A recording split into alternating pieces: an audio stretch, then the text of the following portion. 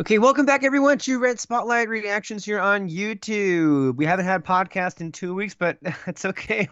With whatever time we have, we're going to be doing these reactions to Ahsoka, which of course, as you have had the pleasure of being able to see on YouTube now, and as well as our lovely faces, you can tell that we love the show. No, it's not how we.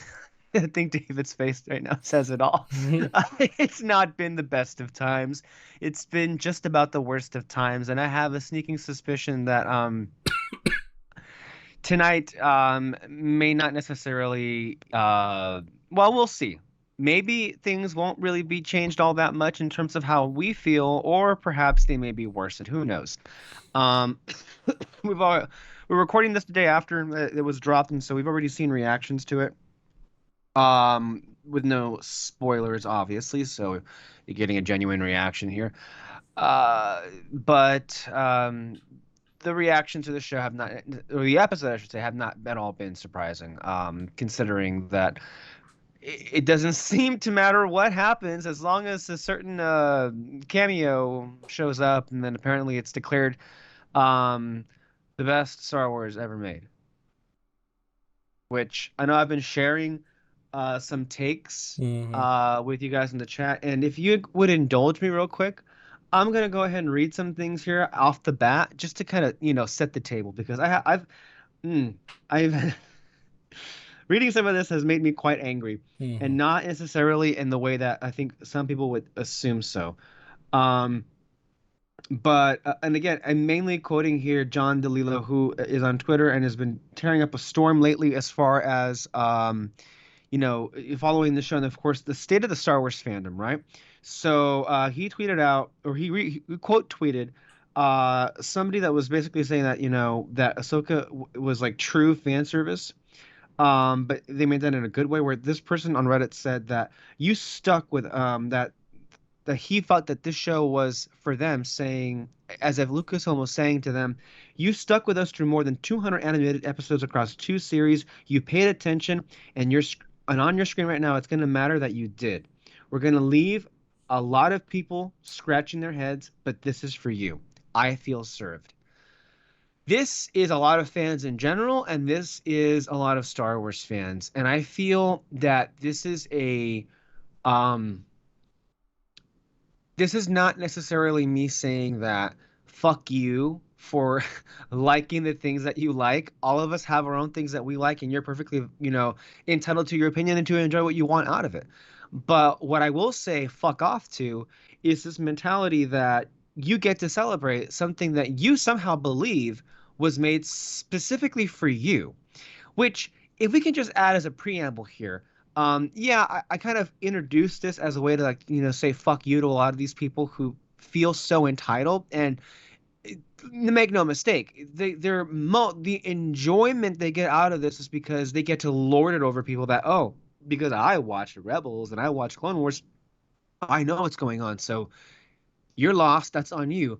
But that's bullshit because all of us here on this show have watched all of those shows, all 200 or so episodes of those, whatever it was.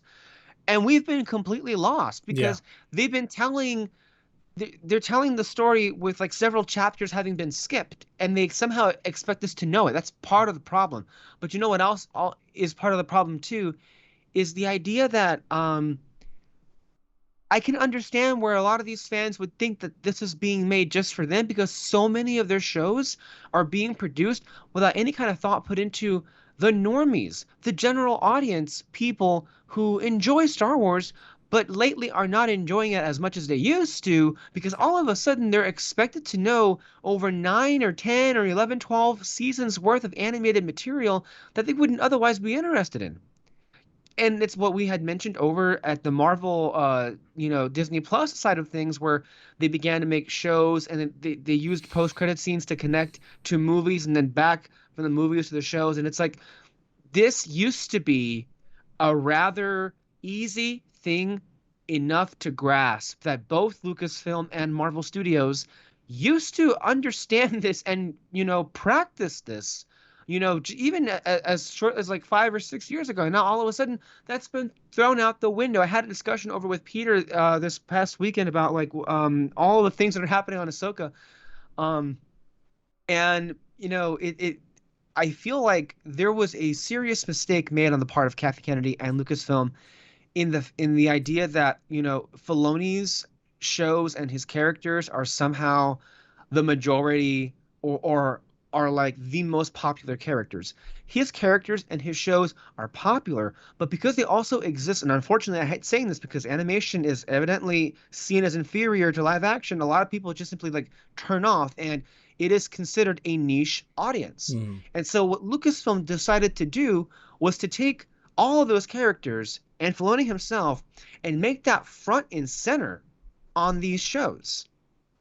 And it's like it's the equivalent to if Kevin Feige got hit in the head one day and he said it himself. Imagine we'll have a comparison. Imagine their Secret Invasion, which hilariously enough, I feel like what I am about to propose, not propose, but what I'm about to say here might end up being a better show than what that was, Secret Invasion. And David can attest to it because he saw it and he said it wasn't very good at all. Um, that's right, you saw the show, right? Which one? Secret Invasion. Oh, yeah, I saw it.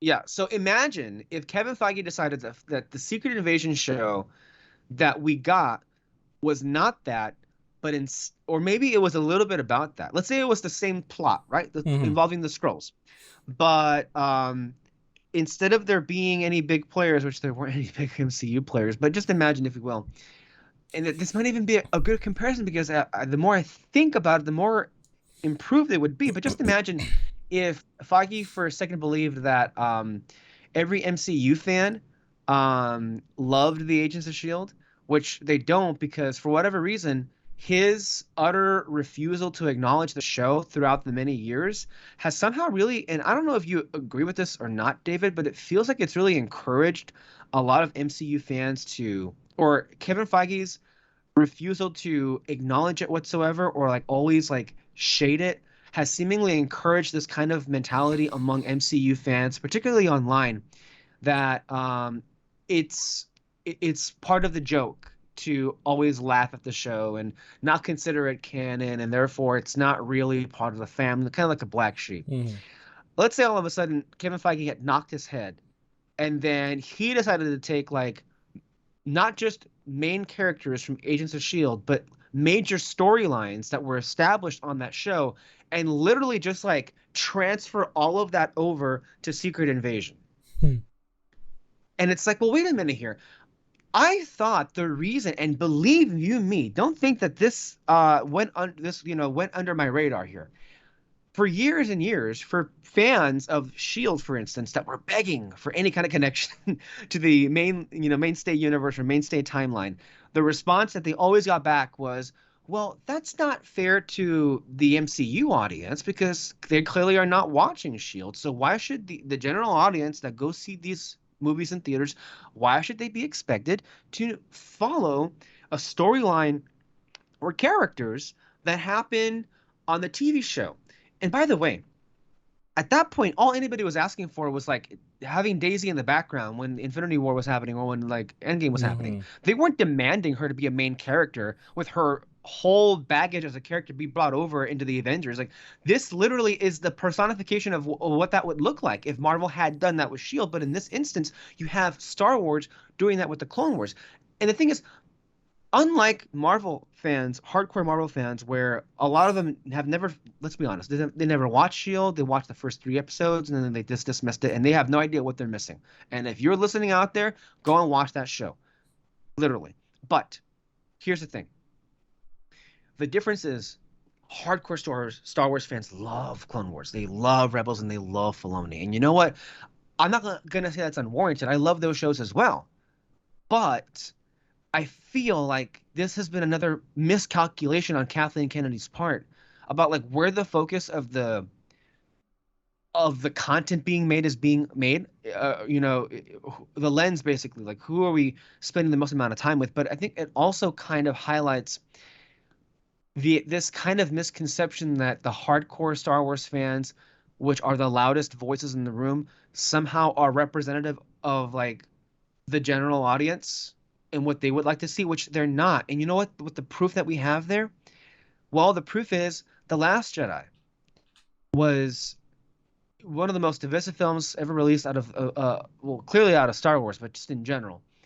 And because the angriest, loudest voices in the room refused to back down, and because all of the supporters would rather like just ignore these assholes instead of having and waging an online war, it got to a point where I am sure they were like, you know what, this is too divisive. Whatever, we can't move on, and let's go in a different direction. Let's get JJ back. Which isn't entirely true because in fairness to Kathleen Kennedy, she did ask Ryan to come back, and he said no. He declined. That being said, of course, at that point there was the idea that he would develop a trilogy, and no. And the reason Ryan Johnson can't have his trilogy, why? Because you fucking assholes couldn't take. And I'm sorry, I'm just like raging on at this one, but you guys could not take like a good movie for what it was, and so now there's this misconception that The Last Jedi and the sequel films are garbage and trash, and it's like it's ruined Star Wars and Disney Star Wars and all that crap. And Kathy Kennedy bought into that crap, and she thought like, oh, I'll just appeal to the hardcore Star Wars fans. Well, here we are in a situation where so many people who, let's say, you enjoyed Mandalorian, but you didn't need to know anything to enjoy Mandalorian. Here in Ahsoka, people are fucking lost. Mm-hmm. They're lost all over the place. And by the way, real quick, Last Jedi was a fucking success. $1.5 billion worldwide at the worldwide box office, and it was the highest grossing physical media release of 2018. Fuck you. Go ahead. Not you, David, but all you. Yeah. Well, the funniest thing though is that Andor is one of the best shows, and that was made by a guy who literally doesn't care about Star Wars. And so Exactly. like everything is just working the opposite way for her And in this it's even situation. a better example because a lot of these fans were like, well, it's Andor. It's so pretentious, and it's like, whatever. Okay. What Marvel fan doesn't like Captain America the Winter Soldier? Mm-hmm. You'd be hard pressed to find people. Which, by the way, I'm not saying that film is above, a reproach. Like I'm sure if we get into it, there are some things I can find that are like, okay, well, you could have done a little bit better here and there, whatever. But the thing is, that film, I feel is phenomenal. I don't think it's flawless, but I think it's great. One of the best MCU films. It definitely comes to mind as that, like, oh yeah, it changed the game, sure. But that was made by Joe and Anthony Russo, who are not Captain America fans. Mm-hmm. So I feel like this mentality of like, oh, you have to be a fan of something to really appreciate it. It's bullshit. Yeah, I think they Hogwash. found it like ridiculous. Like, man, what does he get? Like, these weren't their exact words, but like they hated the idea that he just uses a shield, and so they Yeah. were just kind of like, how do we make it cool? You know, that's what you do on that kind of mindset. If you don't like something, just work it to make it Yeah, a so lot that of the you like choices it. made in that movie were amazing. If you haven't listened, by the way, people who are watching, go and listen to that audio commentary by the Russos on Winter Soldier specifically. It's a really good commentary. It's just nice to listen to their thoughts about the decisions that they made Mm-hmm. overall. Yeah. Real quick, I didn't actually read the quote tweet that John Lilo said. So, what so many Star Wars fans want more than anything else is to be made to feel special for all the time they've spent on the series. The sequels prioritized appealing to everybody and got flamed for it. Mm-hmm. Now that Ahsoka has an 11-season cartoon barrier of entry, fans are thrilled. Hypocrisy at its finest. But do they Yeah. care? They And don't care. also, we're big fans of the Clone Wars. You know, we love Ahsoka. I want to see more of her.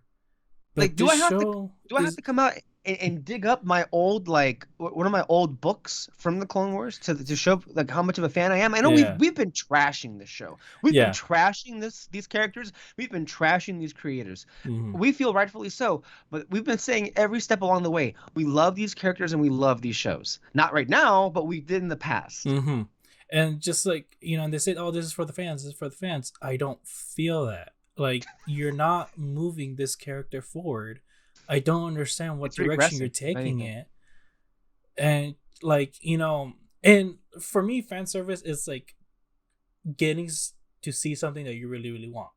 I want Right. to see her like deal with the fact that all her life she's just been at war. And like what does that do to her when there is peace? I feel like that's something that's very fan servicey. Like it's not that different from if I said like I just it's like if it's like I say, I want a female Captain America or something like that. It's like, dude, that's fan servicey to me. And like if I get that, cool. If it Uh-huh. sucks, I well, too bad. Yeah. I'm gonna continue reading from a different person. Nick Minakos saying, "You ever think about how The Force Awakens gets dunked on for being too similar to A New Hope, but Ahsoka just redoes moments from Rebels and Clone Wars and gets praised for it?" Mm-hmm. Force Awakens is a great movie, and I cannot believe we're in a culture that's so like instantly turned on it. I've never seen like that happen. I think it happened over the weekend that it came out in theaters. And people were just like, "Oh, it's a Mary Sue." Well, fuck off. And then he continues saying, "This isn't even to be negative or positive. I'm just constantly confused by what Star Wars fans want. People complained about the sequels borrowing too much from the original trilogy, Mm-hmm. but when shows like Ahsoka do it, suddenly it's a vindication for those fans. I'm just at a loss," he says. And then other ones here, Andrew Swordfish 978. I don't know. Okay. He says, "I do wonder sometimes if some Star Wars fans even like A New Hope. People fawning over Ahsoka and the like never talk about the actual film Star Wars as one of the upper echelons of the series. It's always revenge or whatever TV series they're obsessed with, and potentially Empire." Mm-hmm. Let's see here. Gunnar Dobbins says, "That's just okay." No, he's requoting a tweet that said, and I did not, I couldn't believe how often this was trending. I'm not trending, but how many of these tweets that I would find. He requoted a tweet that said, "After watching Ahsoka, I need Hayden Christensen and Ariana Greenblatt to get their own Clone Wars live action series. My God, the chemistry was just beautiful and heartbreaking." And then Gunnar Dobbins requoted that saying, "That's that's just Clone Wars. We got 7 seasons of that." Yeah. And one of the reasons why probably we're not so amped up for what's going to happen here is we might see some literal recreations of the past, but we're gonna I feel, and I'm gonna call it right now, we are gonna see perhaps the best example possible yet of why live action is inferior to animation. Oh my gosh. I hope that there is like a 1-to-1 scene from the show, and then we can go, this sucks, this is white sucks, this is white sucks. I would love to see that, honestly. Yes, because animation is a far superior medium. Mm-hmm. It is insane to me how we're living in a culture and in a country that's like turns its back on that. I mean, is Hayao Miyazaki not one of the best filmmakers to have ever lived and ever will live? He is. I just saw Ponyo, by the way, which was amazing. You did. Yes. Oh my gosh, Yes. dude, isn't it just freaking adorable? Oh my Yes. god. So absolutely so, and I could watch it like 100 times over. But For it's sure. just like, hey, how is he not like his last movie, The Wind Rises, which is also phenomenal, and it lost to Frozen in the 2014 Academy Awards, but that was the same year he got an honorary Oscar. Fine, whatever, but he should have gotten that competitive Oscar. But then again, I think he did win for Spirited Away. But anyway, The Wind Rises should have won over Frozen. That's the point. Um, and then he has a new movie coming out this year. We'll see what happens. But at the same time, the film that he'll be up against, I think by most minds, if we're being honest with ourselves, there are going to be a lot of great movies that still to come out. There have been amazing films that have come out already this year. But to my mind, is there really a better film in 2023 than Across the Spider-Verse? Are you Yeah. telling me that shouldn't The win Best only, Picture? I'm just gonna guess. I'm probably going to love, um, what's it called? The The Boy and the Boy and the Heron. Heron. Yeah, I'm probably gonna love it. The only reason why I would be okay with it winning is because Across the Spider Verse is a part one, and Technically, yes, that's yeah, true. and so And the that would first one be, already won. the first one already won. Yeah, yeah, In and 2018, Into the Spider-Verse won for Best Animated Feature. mm-hmm. And I wouldn't mind if like it loses this year, but when the next one comes out and it wins that one, or like at least if it's good. Right. So It's hard. It would be hard for me, even if I love Boy and the Heron. It would be hard to really pick that over Across the Spider-Verse because that's a film that you really feel deserves a lot of praise for it, you oh, know? it And does. it's like, to me, like that, if we lived in a just place, that should be a juggernaut. It should perform the way that Everything Everywhere All at Once performed at the Oscars last year. It should, but it's not going to. And the best we can hope for is a nomination in animation and maybe score, maybe screenplay, but not really. And it's like, this is a fucking joke. And it's like, I mean, uh, again, we can go on and on. Like, Into the Spider-Verse should have been nominated for Best Picture in 2018. It was not. It won an Academy Award for Animated Feature, but yeah, whatever. Yeah. The point is, um, that's one of the other faults in Lucasfilm right now is this idea that live action is superior to animation. And on that note, not on that note, but I did want to say this here. John Lulu continues on saying that there are literally already 7 seasons of a television show about these same characters. What do you need it, or why do you need it to be live action? What does that do for you exactly? Which is a great question here. And I also want to bring up, because oh man, I was just reading a lot of wonderful threads today, not on threads, but on Twitter about the response to everything going on, and particularly John DeLillo is really going at it. But and then he even tweets, "No one has ever been able to give me a straight answer, simple to the question of why isn't the Ahsoka TV show animated?" Mm-hmm. Oh, because it was. That was the literal point. We talked about this back in 2020. It was supposed to be an animated show, but Lucasfilm was convinced by Jon Favreau that it would have broader appeal in live action. And in theory, maybe he had something to a point there. But maybe if you made the show in a way that isn't the way that it is right now, and it's like really hard and not in one of the least accessible things I've ever seen imaginable. Maybe he would have had a point if they had, written it and produced it in a way where if you had never seen those animated shows, you would not be lost. But they went in the other direction. For us, because we care about themes and characters and arcs, evidently nobody else does, but we pay attention to that kind of stuff. And we're lost. Mm-hmm. We're just like, none of this makes sense. These characters do not make any sense. And if you feel like that there's a point in there somewhere, it is coming across so incompetently that we can't even keep track of. Mm-hmm. So that's where we're at with this situation here. And then this is the one that I wanted to read where he says here, the oddest thing that this is from Marcus Finch. The oddest thing to me, that is absolutely awful. No, I'm sorry. The oddest thing to me, typo. The is absolutely awful pace and story structure. Really feels like they had this in mind to be an animated series with like 16 plus 22-minute episodes and retrofitting it into an 40-minute episode format. The ending of this episode just feels so broken. I think talking about this one that we're about to watch. Mm. And then DeLillo responds with, "It's totally bizarre. The first 2 episodes take 90 minutes to get to the final scene of Rebels. It takes 5 episodes to fulfill the series pitch of Ahsoka goes off to look for Thrawn and Ezra. Incredibly half-baked, wheel-spinning, like so much of Disney Plus TV." And then Marcus Finch responds with, this is the last one. 5 episodes in, feels like it should be the end of 6 seasons of television, while 3 of those episodes feel entirely worthless. You could have made this such an expansive and sprawling story connecting to all the animated shows into a climactic finale, but nope. What a waste. And I feel like in theory, this really would have been the finale. Like if you want to think of think of the Clone Wars and think of the Mortis gods, the father, the son, and the daughter.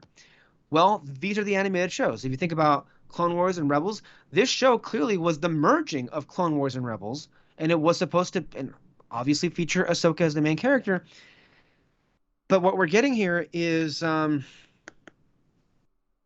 deeply flawed to a point where it is rather.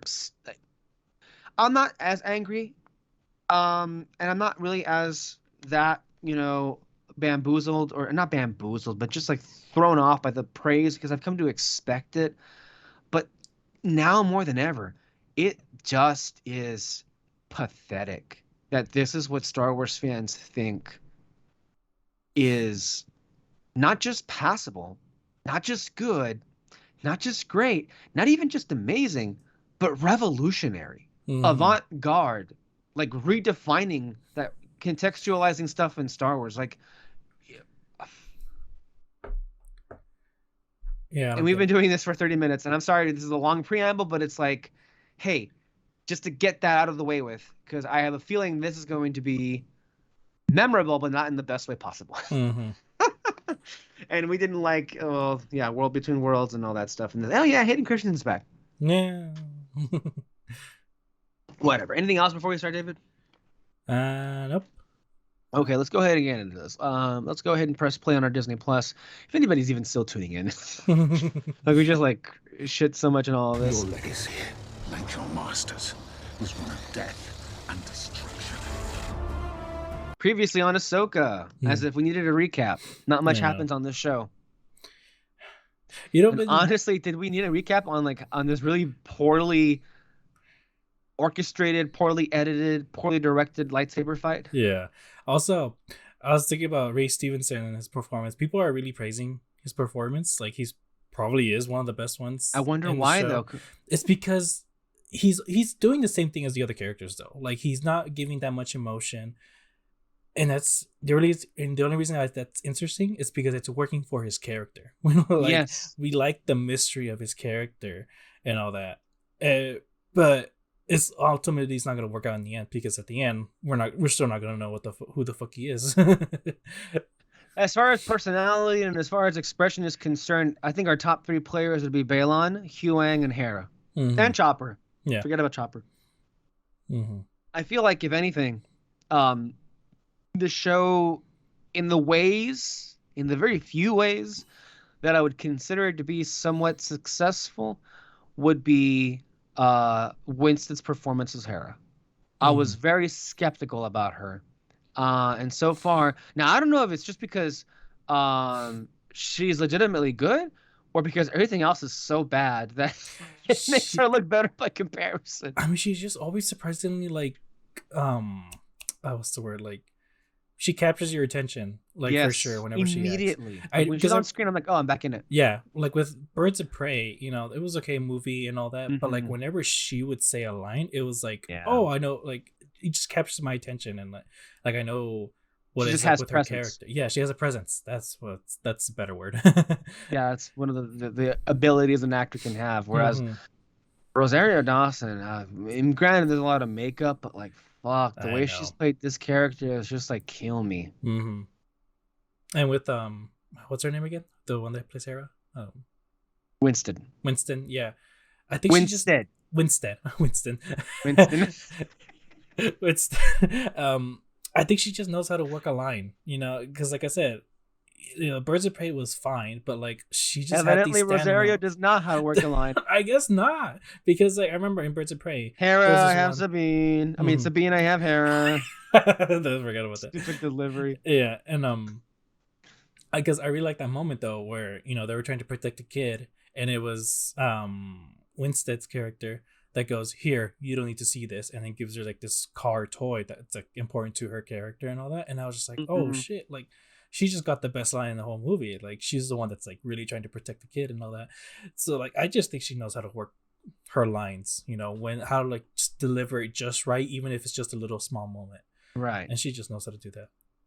So And, you know, not for nothing, she is one of the few characters that actually feels like how she's supposed to feel like. mm-hmm. Writing wise anyway, as what we did. By the way, from a directing standpoint, and I'd love to have your thoughts in here, David, since you've directed and worked in film and projects of the such. What was up with all those establishing shots? Why did we need that many establishing shots in a row? The opening of this episode was like, it was the forest, then the trees, then the stones, then the broken map, and it's like, and then it kept going and going. Like, the pacing of the show, it's like, dude, we don't need to see all of this. Yeah, like it's enough where the characters are at to make you feel part of that planet. You know, you don't need the environment to make you go like, oh, I'm in this planet or so. I don't know. I think that's what they're trying to do or something. We could have opened the episode with just Hera from like, let's say she was being filmed from the back, just her walking off the ghost. There, we could have opened it or at least just see the ghost flying by into the planet or above the trees. But like, you need something to grab onto you with the characters. Characters is what always brings you into the story, to a world and all that, not just the world itself. But they never listen. One of the things I wanted to bring up here, Hewing, he get a like I guess he just got cleaned or something, but I remember in the Young Jedi arc in Clone Wars, I felt like he looked like the color tone of his parts looked more like of a coffee brown, not this Hmm. like bright gray, Mm-hmm. unless he just got tuned up. I think it probably tuned up, but this is something that happens when you make something animated into live action. Like for some Yeah. reason, creators just want to make things cleaner to make it like look exactly how it is in the animated shows. Even though it doesn't. Yeah, it doesn't. Even though it doesn't You can actually see this does in the it. pictures on the Last Airbender live action. Like their Yeah. clothes are just super super clean, but it's like no, make it look rugged, make it look like he's been God, running around in fuck. the It's like snow. it's so bad, man. Like Mm-hmm. these live action adaptations have to fucking stop. Yeah. Like I know that people are liking One Piece, that's fine, but it's like seriously, like we don't need a live action adaptation. Imagine if Lucasfilm tomorrow announced, "Oh, we're gonna do Clone Wars again, but with these actors Yeah. You in lost live the action." fight. I don't remember. Trust me, you lost. Balin's skull. So you do remember. Okay, right here. She was just talking about how like, oh, I don't remember what happened before. But she's standing with her arms crossed like this. It's like, I don't remember what happened. Balin's skull. Like, no, that's not how you express things. Why is she like walking around like, hold on, I need like she doesn't have to be like, oh, what happened? Or something. Like, no, it's just like, I know That's what like happened. Did I lose the 90% of fight? what You she know? does in this show is Yeah. cross her Mm-hmm. arms. And then look like that look that he just gave him, that's all she does. That's all her performance. And people were like, it's his lightsaber. He's using his own lightsaber. Also, here again, we're just getting straight to a fight. Like, are you serious? This needs to be like 10 minutes of conversation of like, hey, Isn't it a fucking joke? oh my god! Can It's you just, believe what a fucking joke this is? They're already getting straight to this, and it's like, wait a minute, wait. What do you mean? Like, Ahsoka should be like, hi, Anakin. We've got some things to talk about. We've got some things to get off of our chest. Like, if you Mhm. actually want to bring in Aiden Christensen as Anakin, this is not what I don't feel like this is what you should do. Unless, and this kind of makes it even worse somehow, is if we're operating under the assumption that, oh, this isn't the first time that these two have talked to each other post episode 6. That happened off screen. And this is just yet another reunion.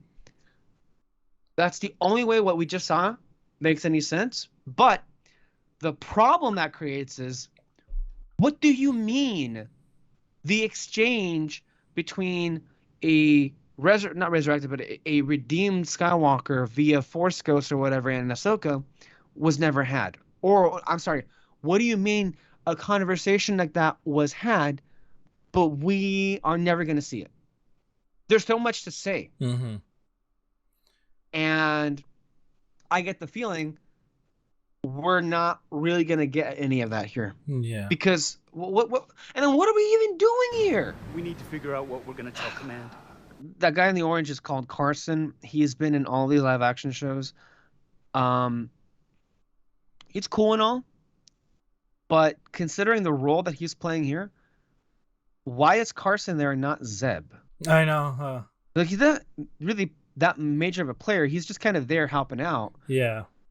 Why not have that be Zeb? And I thought Zeb looked pretty cool in live action from what we saw, I think in Mando or whatever it was. He looked amazing. So now it could be because he's expensive, but I mean, pay up or shut up. I'm sorry. Like, if you're Yeah. gonna include these characters, fucking include them.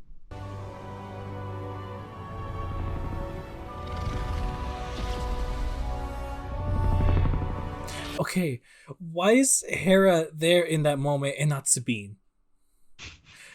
That would have worked so better. Like you have an actual person that's Right. like force sensitive, who's like barely learning stuff, but like it's the curiosity that's Which making we him still don't know if that's is- even true. Yeah, no, but like it's the curiosity of like the forest that's bringing him closer to it. And so why isn't Sabine there? So she could have been the one hearing that and be like, oh my gosh, am I getting closer to it? Or it was just coincidence or something like that? Or I don't know. Yeah. Why the Cool fuck little, is Hera? I know. cool little musical motif right now. They just while Huang was talking to Carson, they just played Kanan's theme. Oh, did they? Okay. Yeah.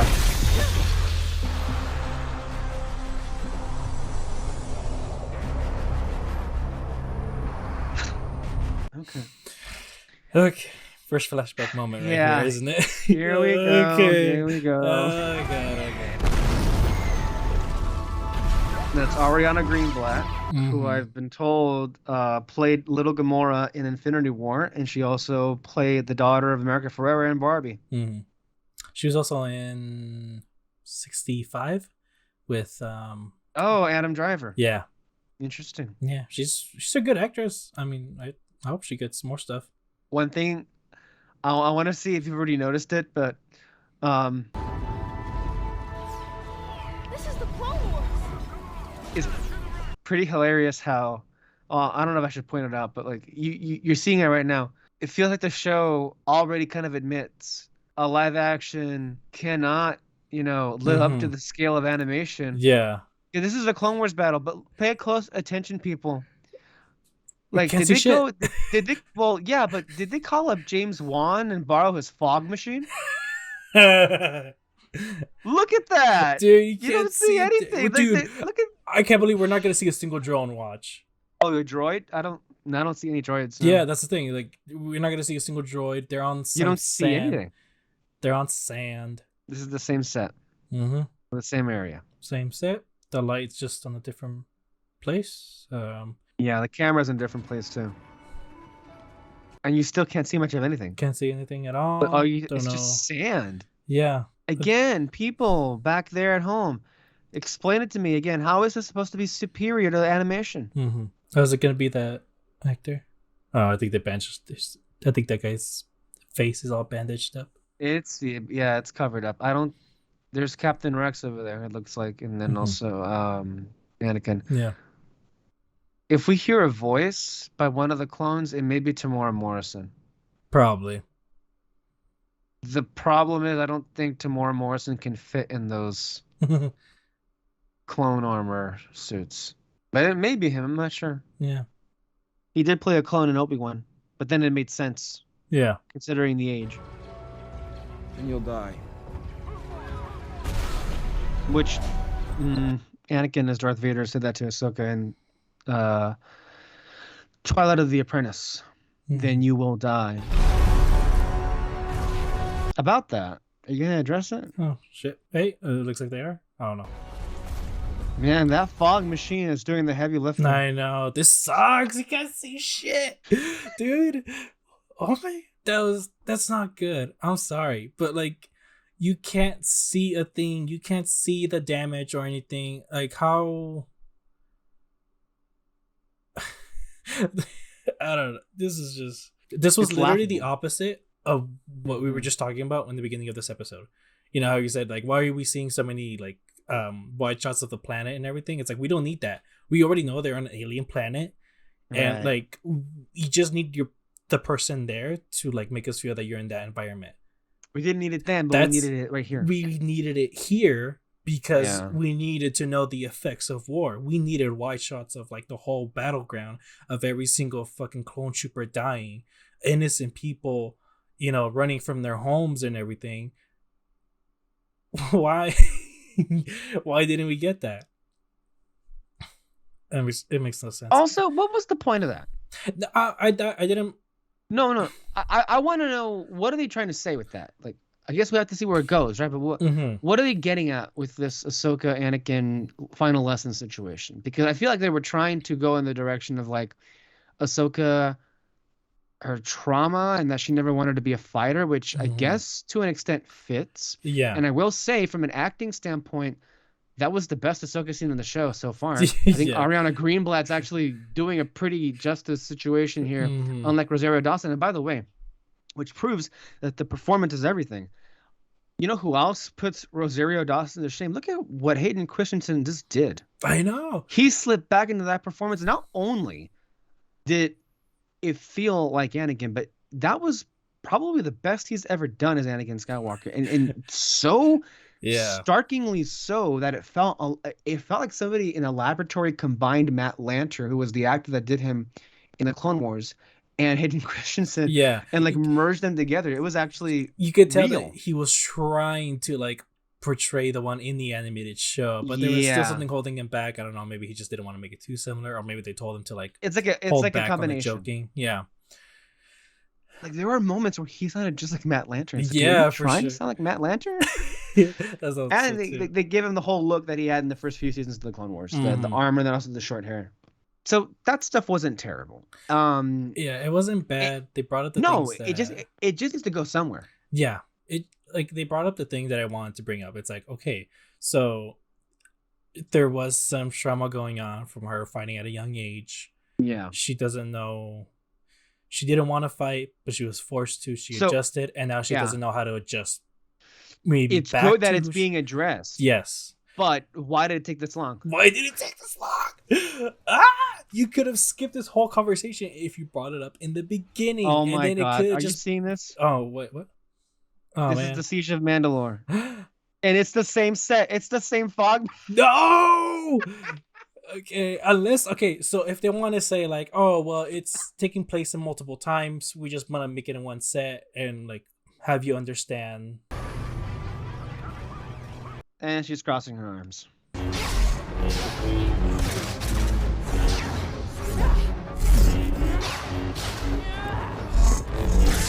Hayden is such a better fighter than Rosario Well, Dawson. He's moving. He had more... Go for it. he has actual experience. He had like 2 films, and the choreography on those movies were insane. Yeah. And yet, what I think was even more impressive is he's just picking this up, 15, 20 years later? Uh-huh. It's insane. For sure. Like, And he's it's cool to just, see what... Yeah, go ahead. he's just moving more fluidly. And like naturally, Engineer. yeah. Yeah. He just And fucking... he looked great with a red lightsaber. Yeah. I choose to live.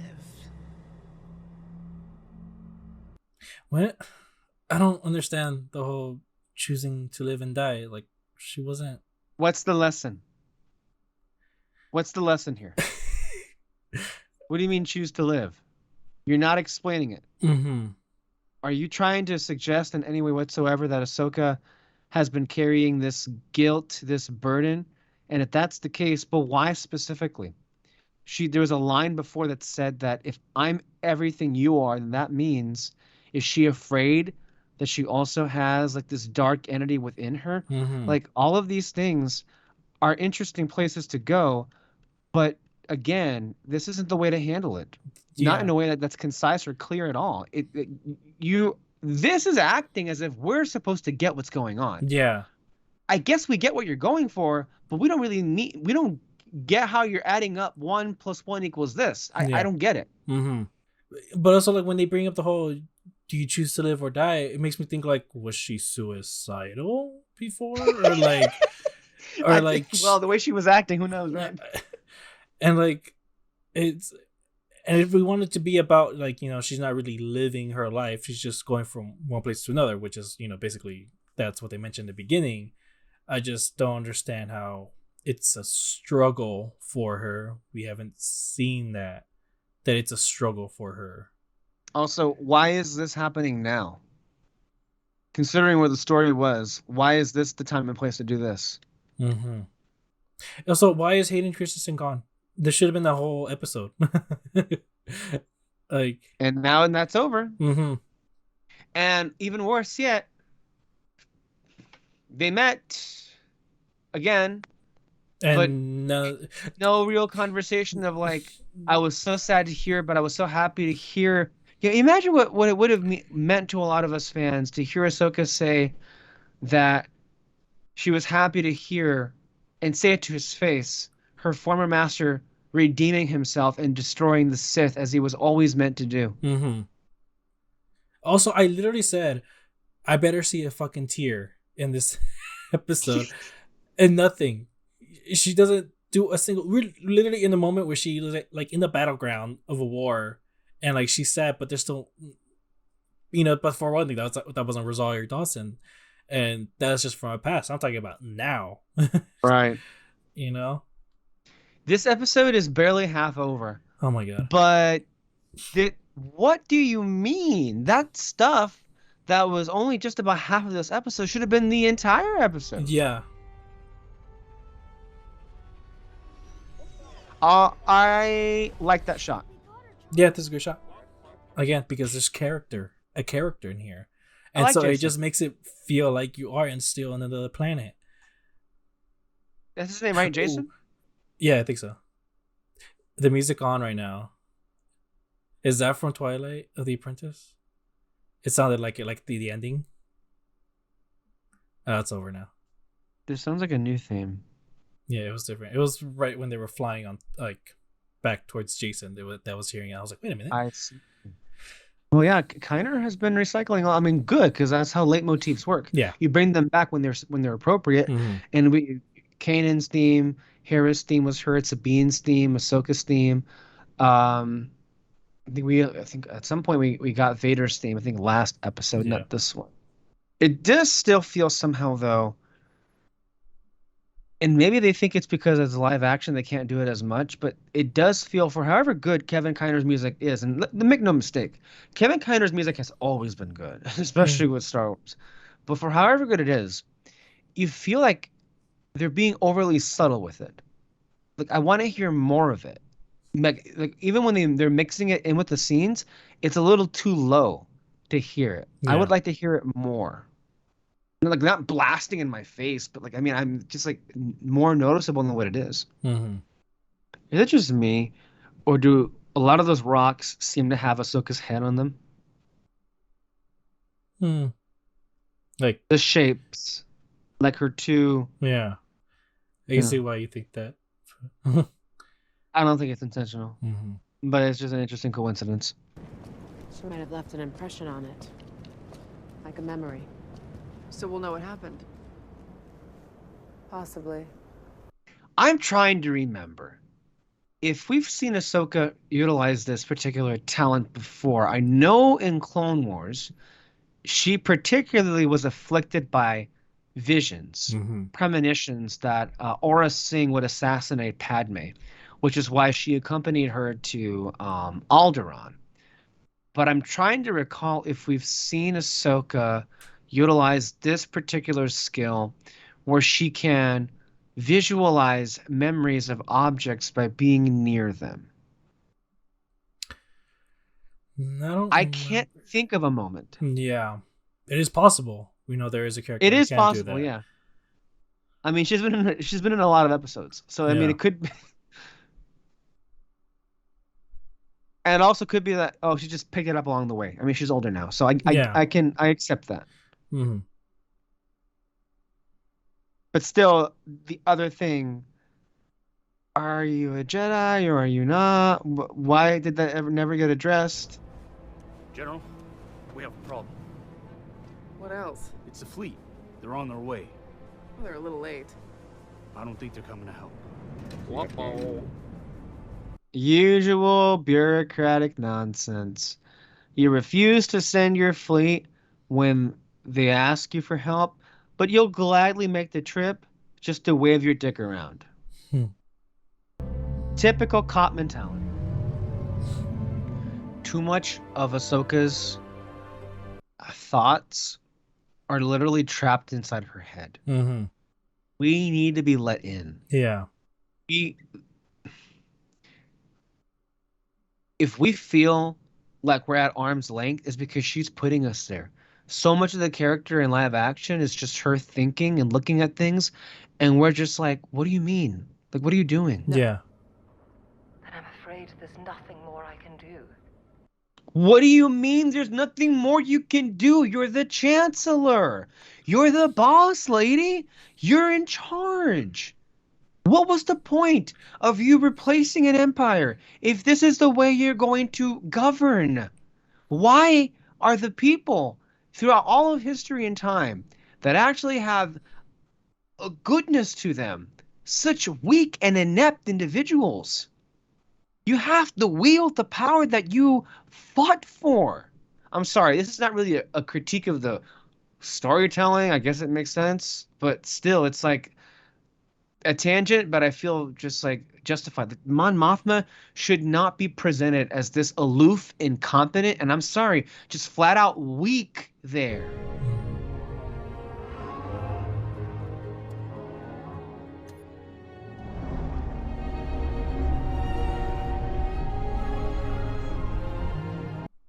See, like, imagine this scene if it was shot the same way as the flashbacks, where it was just all clouds and you just see the silhouette of the whales. Like, that's why those flashbacks were bad. It's because I couldn't see a damn thing. At least, did they spend the budget on just this? Probably. This looks good. Yeah, it looks good because we can see what's going on. Yeah. That'll do. Wish me luck. Are you noticing it, or she's acting a bit different here? Yeah, happier. There's more of a pep in her step. Yeah, all of a sudden. No, and then she's wearing the clothes that we saw in. The white. Yeah. Mm-hmm. Yeah. After this baptism, I guess that just happened. Baptism. Oh my god! Did you not notice the imagery? Yeah, like now I do. I feel like it's we'll see what happens here. The music is also interesting. Yeah, I really like the music. This would have been really helpful last episode. Look, they sent 3 capital ships. 3 capital ships. Because she got 6 starships. They saved us. Now they'll take Ahsoka to where Ezra is? I mean, she was right. Like, if it wasn't for those whales, they'd all be dead. Yeah, for sure. Get in there. Move us in. All right. But you best come back inside.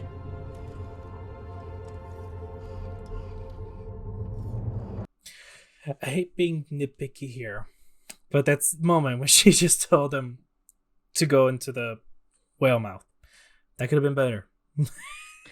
Yeah. She's supposed to be like her kid's self again in here. She's trying, though. I'll give her that. I'll trying. give her points for trying. I mean, she's smiling. She's smiling. She's trying. They're trying, but like it could have been 3 seconds. She could have been like, "Hey, knock, knock, knock, knock. Get inside. Go, go, go, go." But like she could have been smiling. She could have been giddy about it. And then she runs back in. And then that's when Hu Yang would have been like, "Oh, okay. We'll go." You know, like that's how that scene should have gone. May the Force be with you.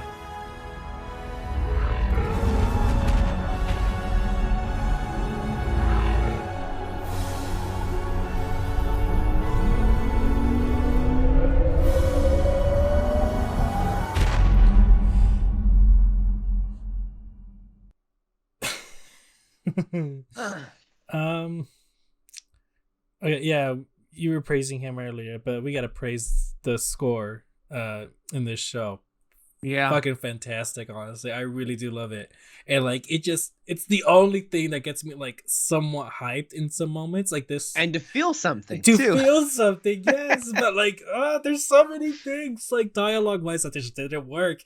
Like right here, like in this ending, you know, it's supposed to be like some grand adventure happening or something, but like I just don't know what's gonna happen at the end of it with Ahsoka. Like again, I don't know what she wants next. I don't know what she wants right now, and so it's like, are you happy for this potential war to be stopped or something? Like, what is it exactly we're supposed to be getting excited about? You know, and it's like, okay, are we supposed to get excited that we're gonna see a new galaxy? Fine, but we still don't know anything about this new galaxy, and it's run by an evil dictator. So like it can't be happy, you know? And then, you know, they gave her the white clothing and all that white cloak that she's supposed to be this happy self. But like again though, you're going there to stop a potential war.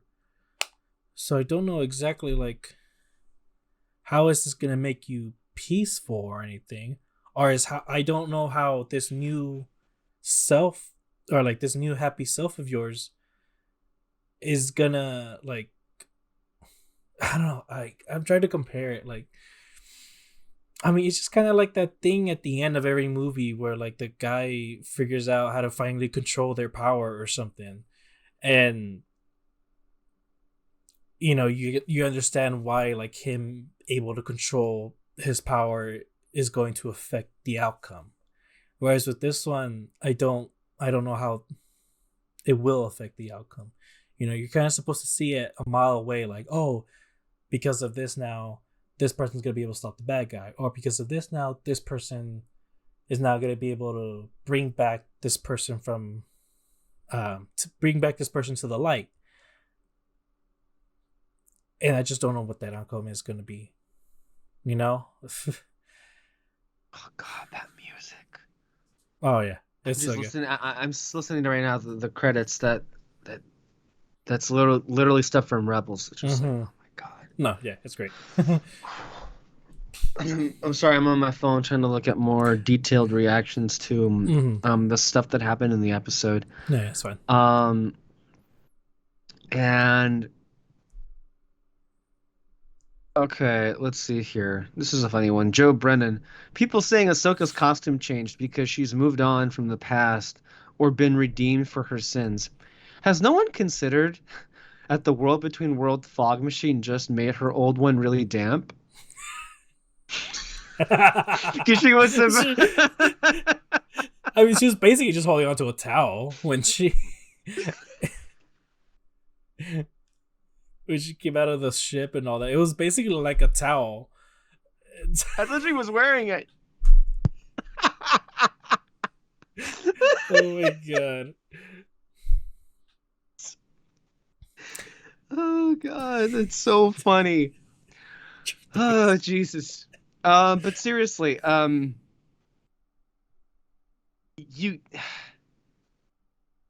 what sins has Ahsoka committed? Let's seriously engage with that. Like, okay, I don't know what you quantify as sins. I guess it's just mistakes. I mean, I guess recently she told the baby to fuck off. I don't want to train you. And I guess with some context, you could say, well, it's because she had a bad experience with Sabine. Okay, at the time, we didn't know that.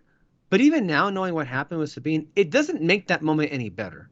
Especially because of her whole, like, embrace of the no attachments mentality that the order that she supposedly left behind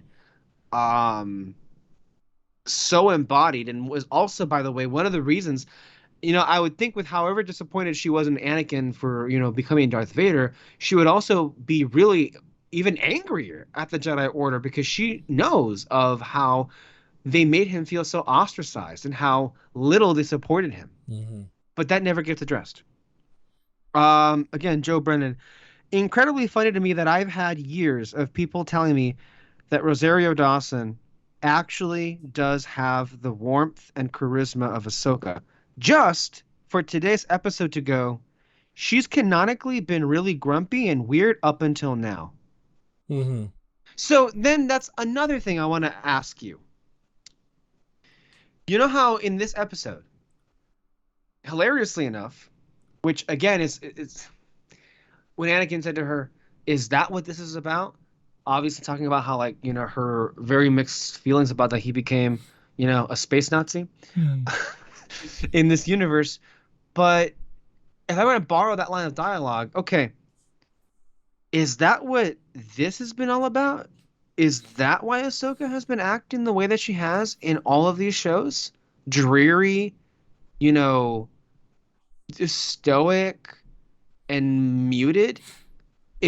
Are we now to believe that the reason for why she's been so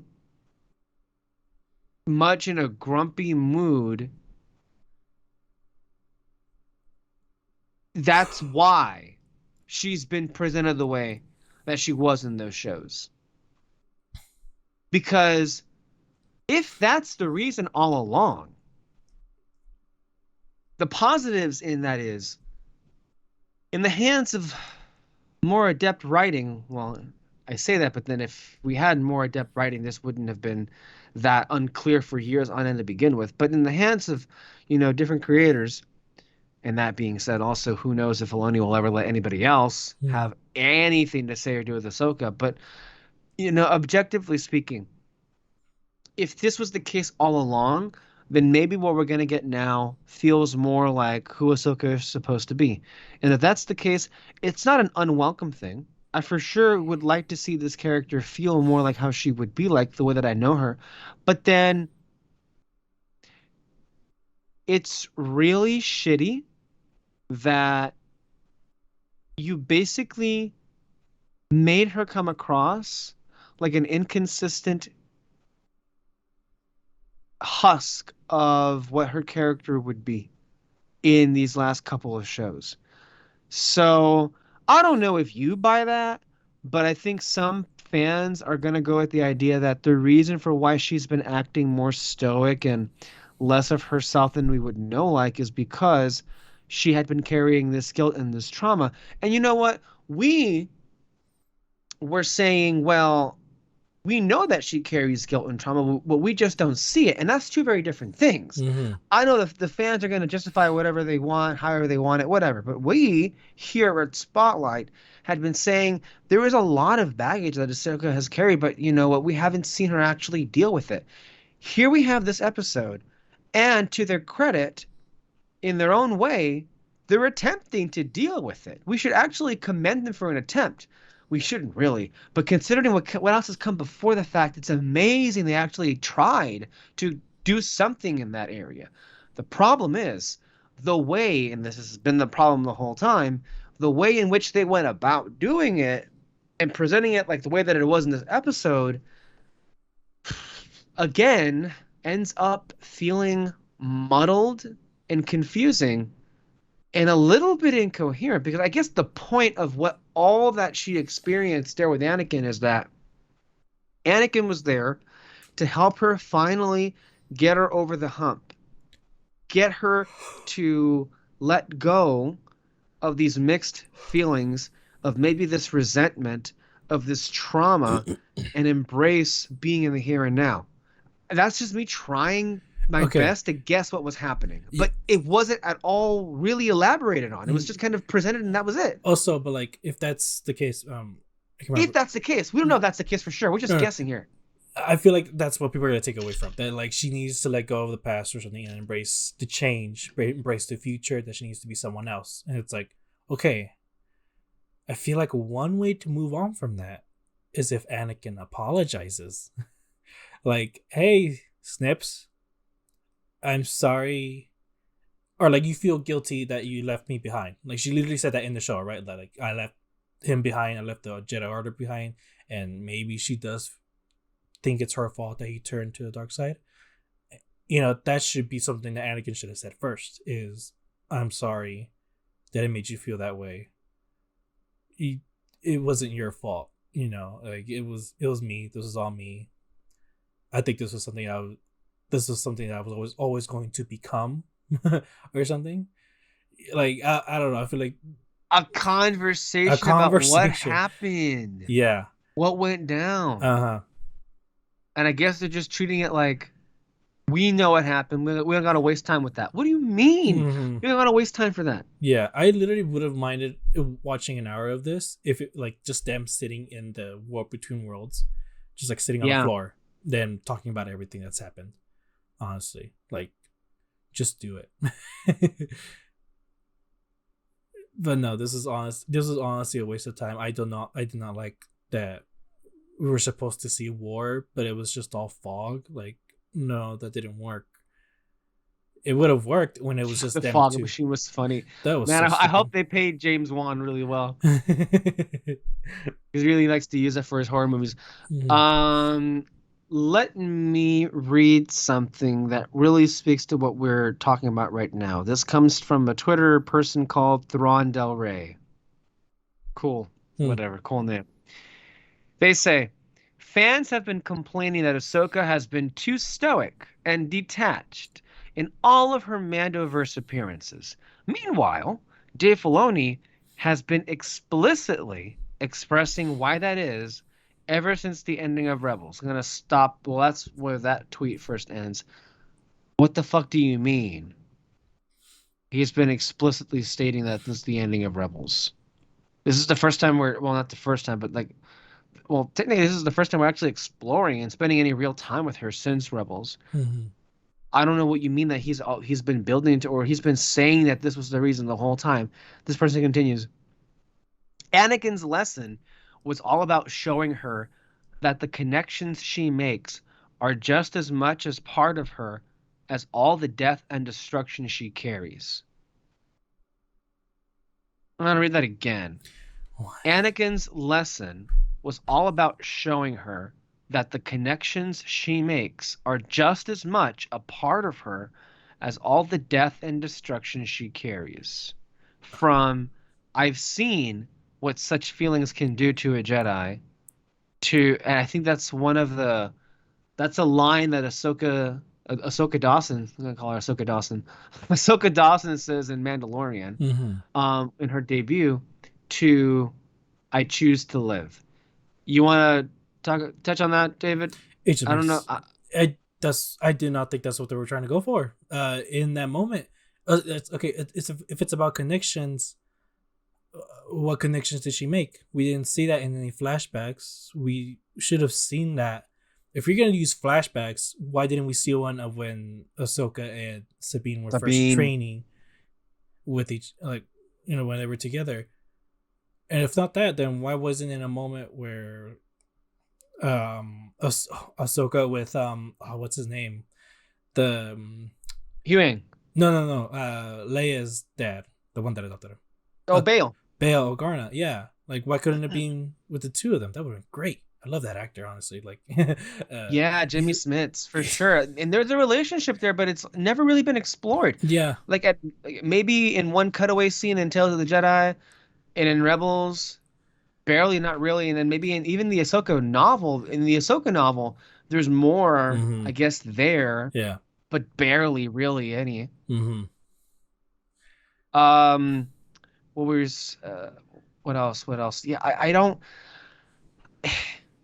I would love nothing more than to say this is what was going on the whole time. But even if I were to be convinced that that was the reason, it doesn't excuse the way it was presented on screen. Because the way that you handled it was very clearly not communicating that was the case, and instead made everybody else feel like you've gone to the point where you now misunderstand your own original character. Yeah, I don't. Yeah, I think the big thing is just, it's about embracing the future. I think that's just what the lesson is. Like, let's just try to simplify it as much as we can. It's about embracing the future. It's like, okay, we don't know that she's been struggling in the now. That's literally what we've been saying in these past episodes. It's like, are you struggling with, like, living in a peaceful time? We don't know that. Are you struggling with what to do with your life? But, like, it seems certain that, like, you want to say you're either not a Jedi or you are a Jedi. We don't know what you're struggling with. And, if they want to convince us that, like, it's the best thing for her to try and teach Sabine, we haven't seen enough of those two that, like, they do make a great pair, or that, like, there is a friendship there. Like, if you want to talk about that scene with the when they were having that the space battle, the one that we all three of us were like, that was boring as fuck. That was bad. Compared to Luke and Han and Finn and Poe, like, that, it wasn't good. There was no chemistry there. There was instant chemistry with Finn and Poe. We didn't see that in this battle. The battle sucked. It absolutely did. Another one here, I think Joe Brennan was continuing. We've had 6 episodes with this character, and it seems like they only just made the decision to make her pleasant to spend time with. Quite an extended origin story. He continues, not quite sure what the point of all that was. What did Ahsoka learn or gain that she was previously missing? Mm-hmm. We're not really clear on any of that because they don't really say it. Yeah. They talk about it in such vague terms like live or die. Mm-hmm. You know what would have kind of sold it? If, like, in the past episodes, Hera was trying to push Sabine, Ahsoka to, like, try and teach her kid how to use the Force. You know, like, just doing, like, little tiny hints of being like, yeah, you know, I feel like he's getting more in tune with it. I don't know if you can, like, analyze that for me or something. Like I don't know, just try to push that. And then in this episode right here, she'll be like, so I have to go. And then she, like, talks towards Jason. It's like, Jason, when I get back, though, we'll get ready for your Jedi training, you know, or just say training. Like, we still don't know whether she'll teach him like a Jedi, or she'll do something, you know, or maybe that could have been line too. It's like, oh, when I get back, we'll start your training. And it's like, I'm gonna be a Jedi. And it's like, you'll learn the Force or something like that. Like, just kind of be happy. Like, we'll see. Like, that's how she's embracing the change. That, like, she doesn't know what she's gonna do, but, like, I'm excited for it. And that's not what we got here. You know? He continues, Joe Brandon, I thought the episode was mostly fine, entertainingly watchable in a way that a lot of it hasn't been, but the way it pretended something profound has happened left me feeling hollow. I'm going to say this. This was easily the best episode of the show. But that's like saying that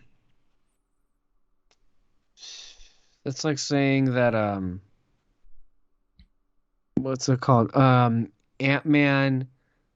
Well, that's not true. I'll just forget the analogy. Point is, the other episodes have been bad. I mean, not just bad, uniquely incompetent and incoherent. On top of it being mostly boring. So this wasn't boring. I would say in moments here or there, you still see signs of that pacing problem, but there's more to be engaged with here in the idea that we get to see Hayden Christensen again, and wow,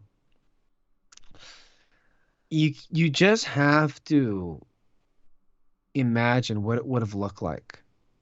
Maybe what his own career would have looked like if he was allowed to be as good as he was here in the films. If the films that he was in were written to be in a coherent manner. And maybe this may be a similarity that Filoni and Lucas have. George Lucas himself was the problem with the prequel trilogy, not in the sense that the story he envisioned in his mind was wrong. This was an incredible story about the collapse of democracy, one in which in real life we're going through right now. Again, happy thoughts here.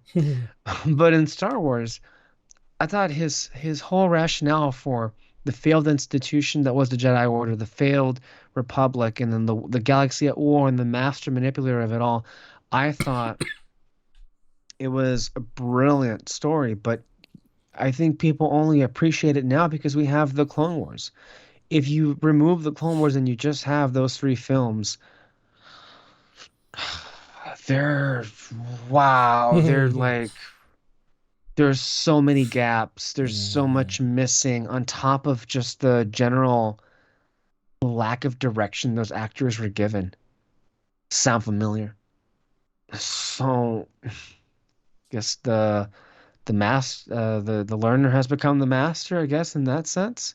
And it was funny that, you know, Lucas and Filoni maybe had the same weaknesses, but when they were working together alongside all of their other team, that's when the magic really came together. And I do think there is something to be said for the fact that Filoni on his own hasn't been as great as with Lucas. But for my money, I thought that he still had a tremendous wherewithal on him in the animation space, because Rebels I thought was great. There were some amazing directed episodes by him and written by him in Rebels.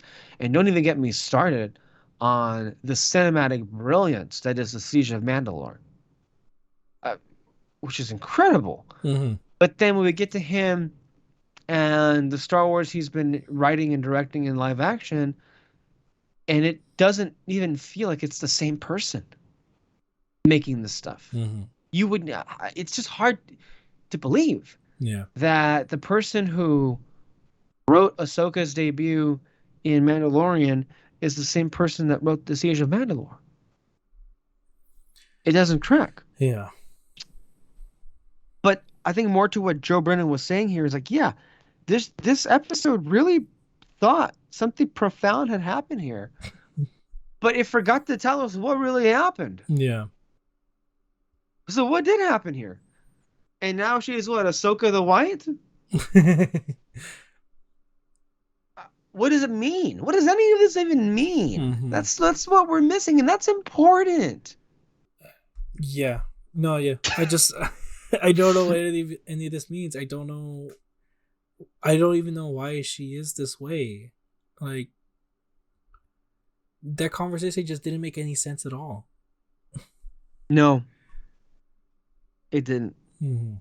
And, I mean, what?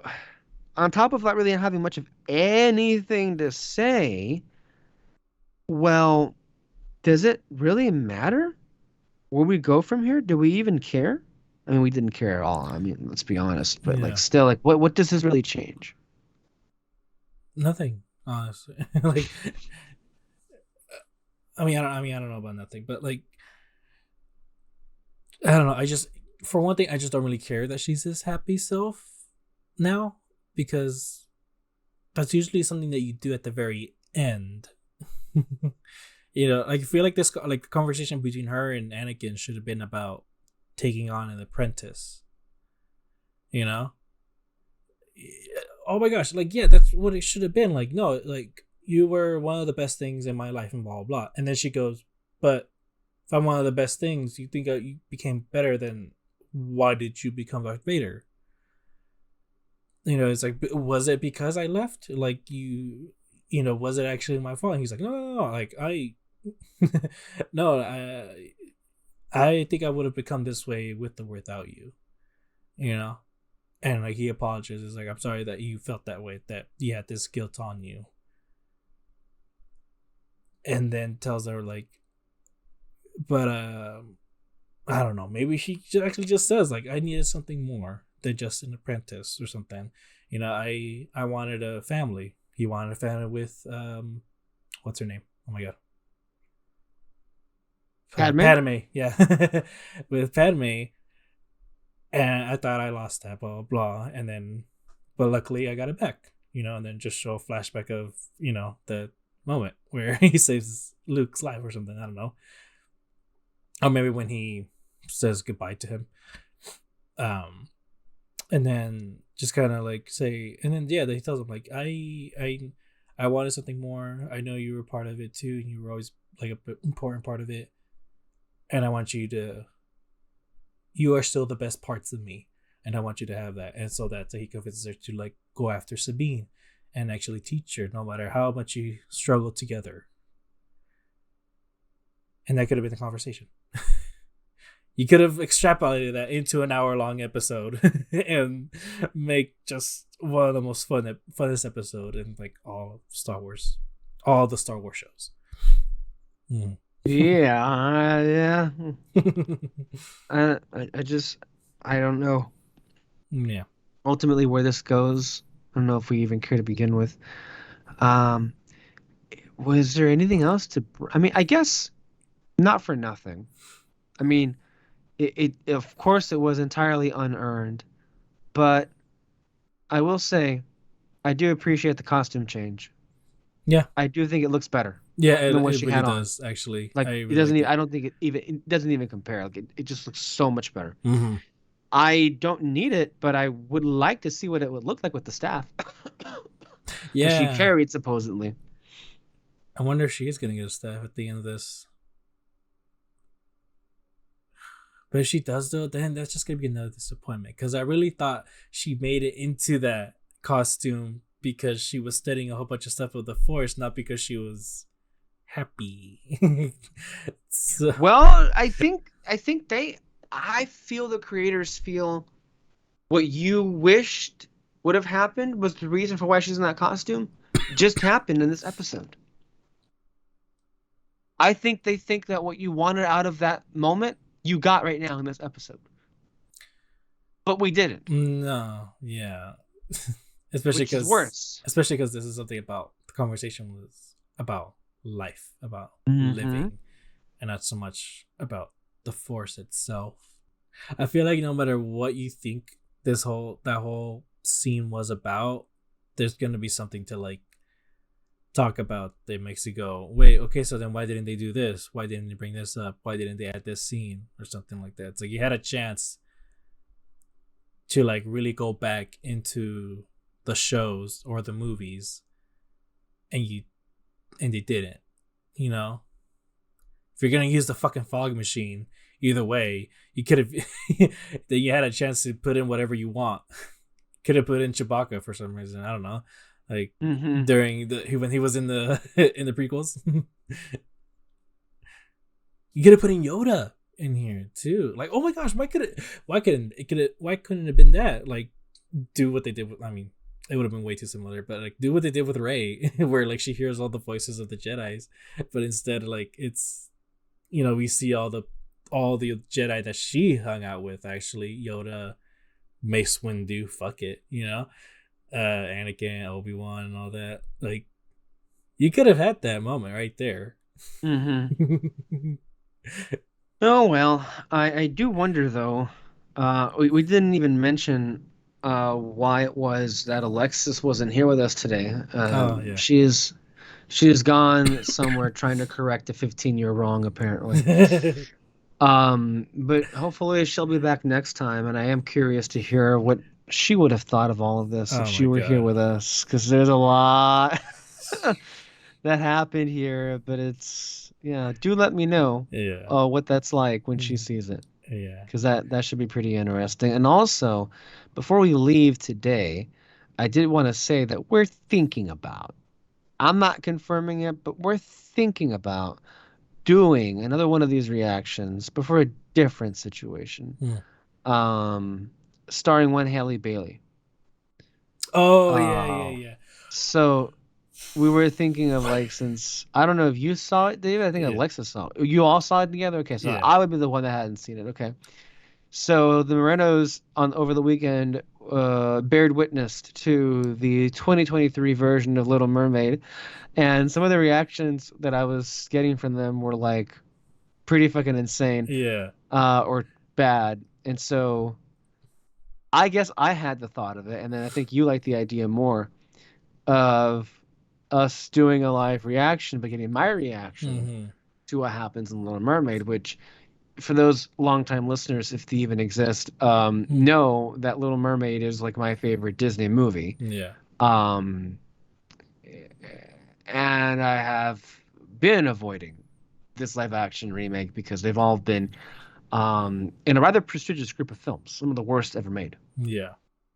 Also, do listen to the audio commentary, your guys' audio commentary on Little Mermaid. Oh, yes, that was good. Yeah, it's really good. I really liked it. Yeah, because I mean, a lot of it, there's surprisingly a lot to tackle and discuss with Little Mermaid. And I feel like Alexis and I were like not holding back any punches when it came to like knocking down some long-held misconceptions by Disney fans about like a fundamental misunderstanding of who Ariel is and what her whole thing was about. I think it's fair. The fair thing that I can see people attacking is that it came out in a time still where, to an extent, female characters in Disney were reliant, I guess, in some way, but at the same time, that's not how I took that character. And I feel like, she wanted a life out of where she was. She also fell in love. There are a lot of things there that I feel are harshly criticized and dismissed. Not so much dismissed, but I think warped into meaning a different thing by some people, which I don't think it's very fair. But thank you for bringing that up. That is one of our favorite audio commentaries. You can listen to it here on YouTube, which is probably the easiest way to look it up. And that's also in our podcast archive in Castbox, Spotify, anywhere you listen to podcasts. That'll still be there. But yeah, I imagine, though, this reaction won't be nearly so positive. If we do. God. Oh, Jesus Christ. Yes, so, and then maybe one of these days we can do a reaction to something good. Yeah. Maybe one of these days, like I mentioned, yeah. It won't be a reaction, but audio commentary on Spider-Verse. Oh, yeah. That definitely works. Yeah. That'll work. That'll work just fine. Oh, and before we leave, I do want to plug something. I know I plugged it last week, but not necessarily so much so, and it's not with me. But I do think it is worth, if you happen to be of that persuasion, you might like to know.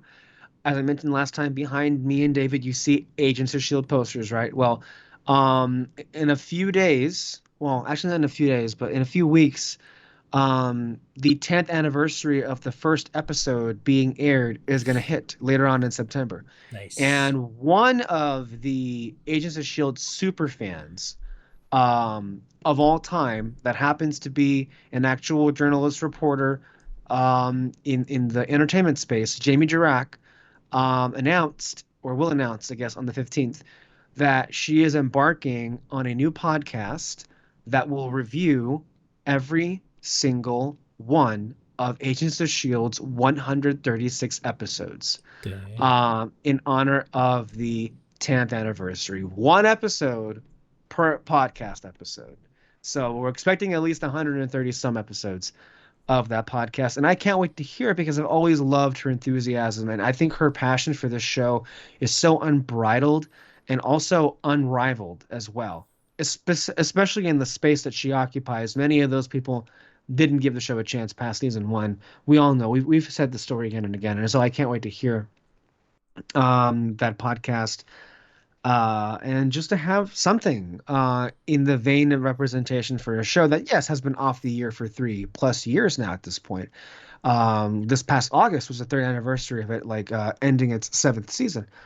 But you know what? If anything, I do feel like on the Marvel side of things, every year that passes, I feel that show ends up looking better and better, especially with, like, I mean, I personally feel it was always like, I mean, I think it hit greatness somewhere in its 2nd season, and I think it kept getting better and better as it went along.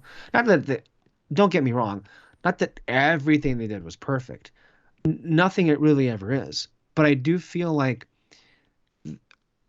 a lot of MCU fans would like the show if they only gave it a shot. And I feel like with what the MCU has been producing lately, S.H.I.E.L.D. looks much, much better in comparison. I was just watching this video recently about, the tough time Marvel has had in recent years. But then, we talk about, like, what was the best year Marvel had as far as releases? Some bring up 2017 when they had Ragnarok, Homecoming, and Guardians 2. But think about 2014. You had, not Daredevil, that was the next year, but 2014 you had Guardians of the Galaxy, Winter Soldier, and Agents of S.H.I.E.L.D. Which are all my favorite things. So I was pretty happy. I thought that was an amazing year for Marvel as well. So yeah, I just wanted to put that out there. I might do a podcast over the weekend. I'm gonna have to catch people up. I don't know if it'll be on video because I don't know if I have anybody to talk to. So if that's the case, it'll just be audio only, which is fine. We've been doing it that way for years. And so yeah, we're gonna keep going and keep pushing on. We're like 5 episodes in. Supposedly there are 3 left. And by the way, we've not seen Grand Admiral Thrawn. Oh my god, I know. I feel like he's gonna show up in the next episode. Like, I don't think you should leave it to 2. Or the last one, for sure. Nah.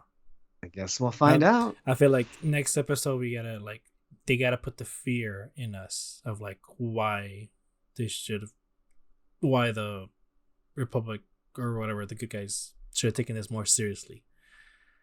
I So mean, yeah, the characters that we follow on this show, the main ones, are taking it seriously. yeah.